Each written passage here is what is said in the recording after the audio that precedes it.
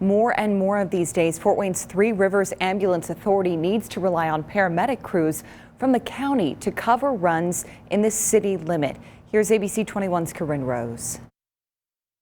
If we're backing up another department or another agency or another city, then we need to make sure that we're taking care of our own as well, because the city's seen a rise in call volume, and so are we out in the county. As president of the Allen County Fire Chiefs Association, Robert Bourne wrote a letter to the Three Rivers Ambulance Authority expressing concern that a shortage of paramedics in the city has meant more and more crews from other departments are being called to cover runs. 15 to 20 mutual aids a month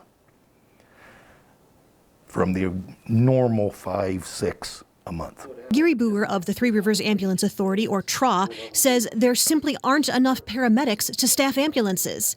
He says the coronavirus has prompted many to leave the business, transfer to outlying departments with fewer calls for service, are too burnt out to accept the triple time pay for overtime, or are being treated for COVID-19 or quarantining because they were exposed to it. Also, COVID has closed all the paramedic schools in the country, so there aren't any new graduates available. It's not a matter of they don't want to hire more staff. It's a matter of right now they can't find the staff to hire. It also takes longer to disinfect ambulances after every run, so they're not available to return to service as quickly as before. If you can't staff it because you can't hire the medics because they're not out there to hire them, you have two options. You can either say, okay, they're going to have to wait until we get there, or you have a county unit come in, so at least something's coming in. Thursday, some of the Allen County fire chiefs met with TRAA leaders to discuss how the overall system could work better.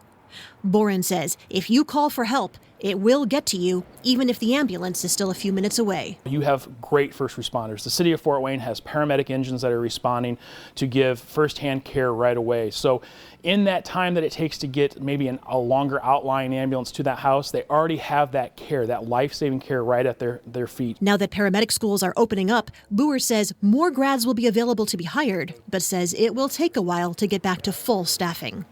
Corinne Rose, ABC 21. And the men we spoke with say if you need an ambulance, you should call 911 no matter what.